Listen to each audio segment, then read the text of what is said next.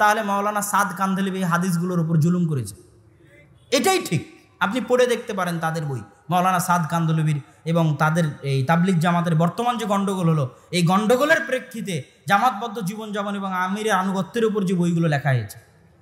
এবং মাওলানা সাদ কান্ধলভি আজকের যুগে তাবলিগ জামাতের আমির মাওলানা সাদ কান্ধলভি আমিরের নামে যত হাদিস আছে সব হাদিসকে নিজের শানে লাগিয়ে দিয়েছে।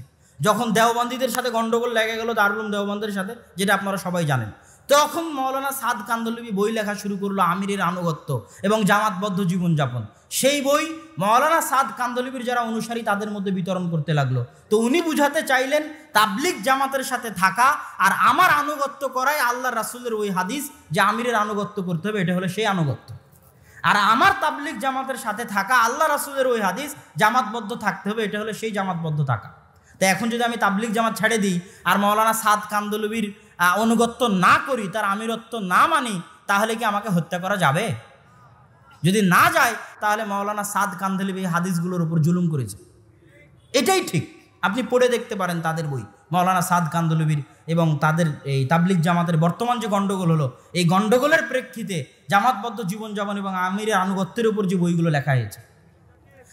আমার দারুল উলুম দেওবন্দের ওস্তাদ মাওলানা মুফতি ইউসুফ তাওয়ালি, কেন আমি দারুল উলুম দেওবন্দে গিয়েই বুঝেছিলাম যে তাবলিগ জামাতের সাথে দারুল উলুম দেওবন্দের দূরত্ব আছে, এটা আগেই বুঝেছিলাম গণ্ডগোলের আগে।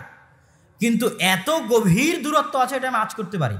কিভাবে আঁচ করতাম? মাওলানা আরশাদ মাদানী ক্লাসে আসলেই যেই ছাত্ররা তাবলিগ জামাতের জন্য চিল্লায় বের হয় ওদেরকে খুব কঠিনভাবে ধোলাই করতেন। এইভাবে ধোলাই করতেন, আবে তু খাতা হ্যায় মাদ্রাসা কা, रहता है मदरसा में, तुझे फ्री में मदरसा खिलाता है और चिल्ला लगाता है तबलीग जमात का। তুই খাস দারুল উলুম দেওবন্দে, দারুল উলুম দেওবন্দ তোকে খাওয়ায়, দারুল উলুম দেওবন্দে থাকিস, তোকে পড়ার জন্য খাওয়ানো হয়, পড়ার জন্য তোকে এখানে রাখা হয়, আর তুই পড়া বাদ দিয়ে চিল্লা লাগাস। তারপর উনি বলতেন কিয়ামত কে ময়দান মে তেরি ঠোকাই হোগি, কিয়ামতের মাঠে অন্যায়ের কারণে তোর উপর আল্লাহ শাস্তি আরোপ হবে, কেন এটা আমানতের খেয়ানত।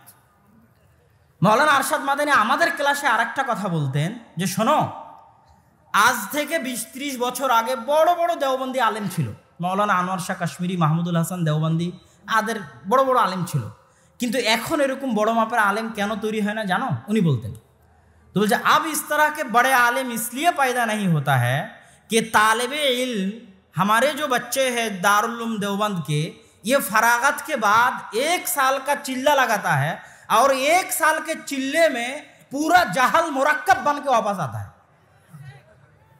যে দারুল উলুম দেওবন্দ থেকে দাওরায়ে হাদিস শেষ করার পর আগে আমাদের উস্তাদরা কি করতো? কোনো মাদ্রাসায় গিয়ে পড়াতো, নিজে বাড়িতে বই পুস্তক মোতালা করতো। আর এখনকার ছাত্ররা কি করে? দাওরা শেষ করার পর 1 বছরের চিল্লা লাগায়, আর 1 বছরের চিল্লাতে আজীবন যা পড়েছিল সব ভুলে জাহেল মোরাক্কাব হয়ে ফিরে আসে। এটা দারুল উলুম দেওবন্দের এখনও উনি টিচার এবং জমিয়ত উলামায়ে হিন্দের আমির, আমি ওনার ছাত্র, এবং ওনার পোতা মাওলানা আলী মাদানী আমার ক্লাসমেট। তো এটা কোথায় থেকে আসলো? তাবলিগ জামাতের সাথে দারুল উলুম দেওবন্দের দূরত্ব তখন আঁচ করেছিলাম।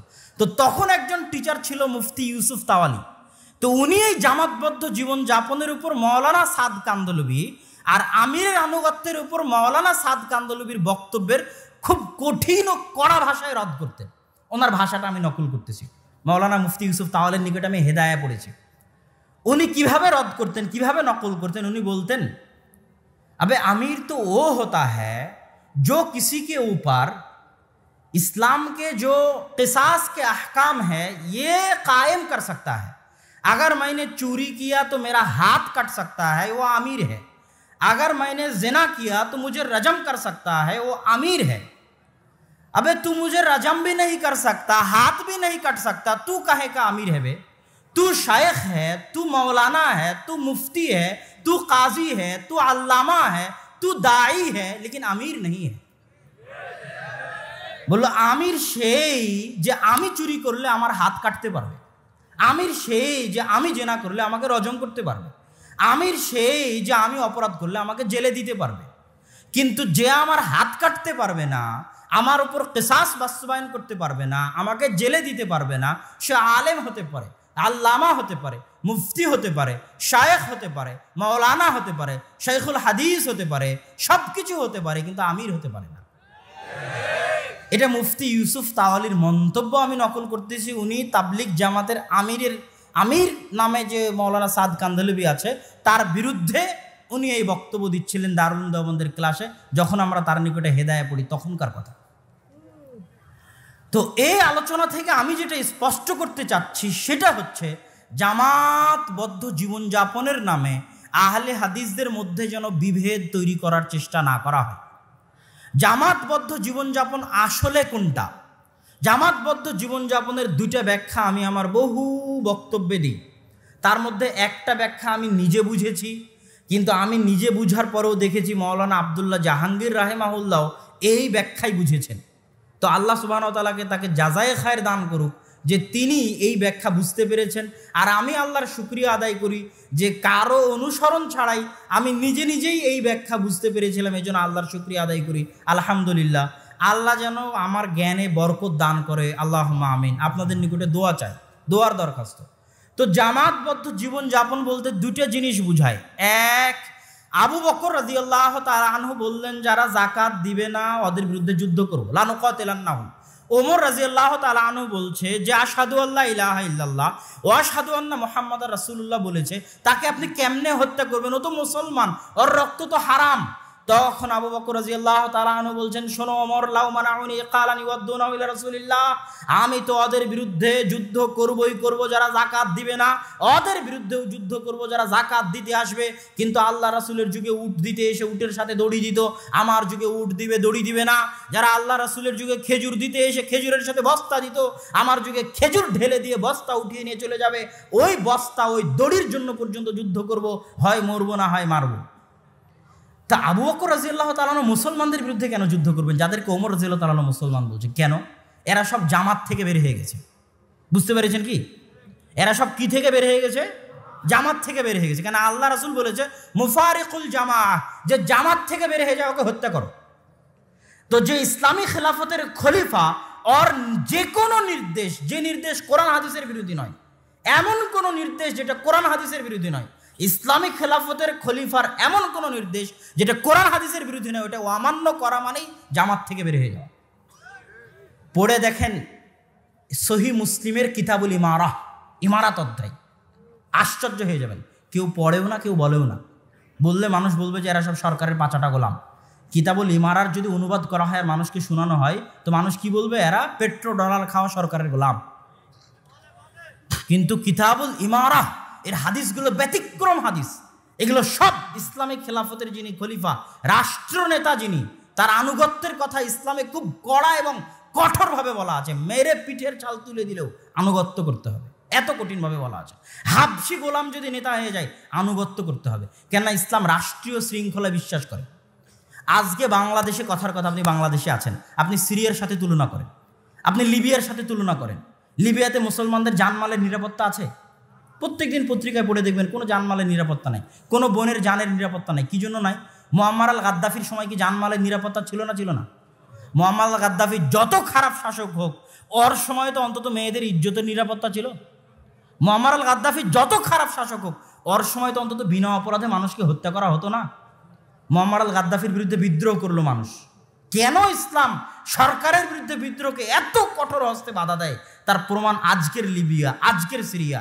লিবিয়াতে মুআম্মার আল গাদ্দাফির বিরুদ্ধে বিদ্রোহ করে এখন কারো জানমালের নিরাপত্তা নেই।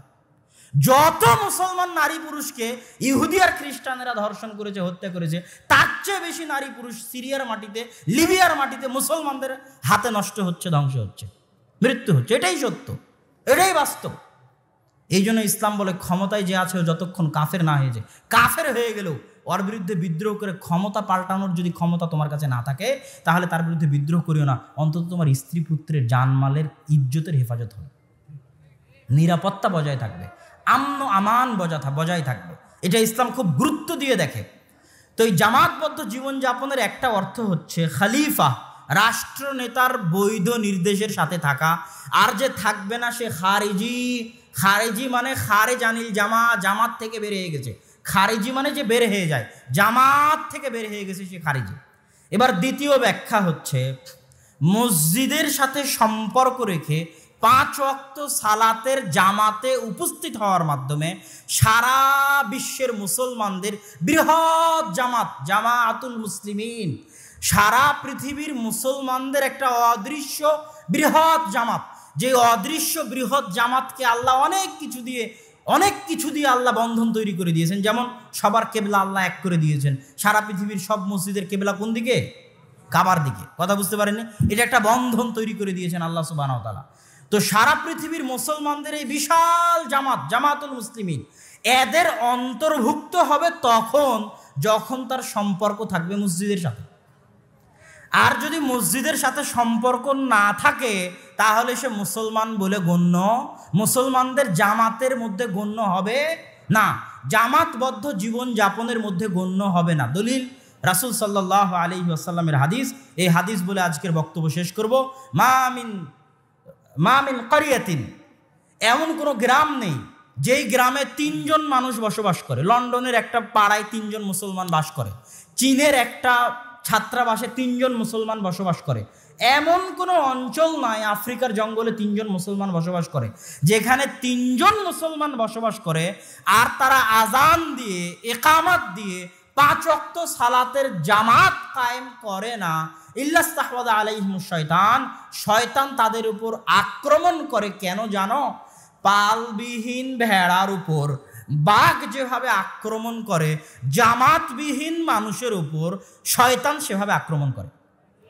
আবার শুনেন, পালবিহীন ভেড়ার উপর শয়তান যেভাবে আক্রমণ করে, জামাতবিহীন মুসলমানের উপর শয়তান সেভাবে আক্রমণ করে। তো এই জামাতবিহীন মুসলমান কোনটা বলেন তো? যে 5 ওয়াক্ত সালাতের জামাতে, এই যে হাদিসের মধ্যে আল্লাহ রাসূল বলে দিলেন যে 3 জন মুসলমান যদি থাকে তবু আজান একামত দিয়ে কি কায়েম করতে হবে? জামাত কায়েম করতে হবে। আর এই জামাত কায়েমের মাধ্যমে সে সারা পৃথিবীর বৃহত্তম মুসলমানদের জামাতের সাথে জামাতবদ্ধ জীবনযাপনের অন্তর্ভুক্ত বলে গণ্য হবে। অতএব যেখানেই থাকেন মসজিদের সাথে সম্পর্ক রক্ষা করে চলতে হবে। মসজিদে 5 ওয়াক্ত সালাতে হাজিরা দিতে হবে, না হলে আপনি মুসলমানদের জামাতবদ্ধ জীবন থেকে বহিষ্কৃত বলে গণ্য হবেন। আল্লাহ সুবহানাহু ওয়া তাআলা আমাদেরকে উক্ত বক্তব্যের উপর বুঝার এবং আমল করার তৌফিক দান করুক। আল্লাহুম্মা আমিন। বক্তব্যের শেষে আপনারা আজকে এখান থেকে যাওয়ার সময় মাসিক আল ইতিসাম নিয়ে যাবেন।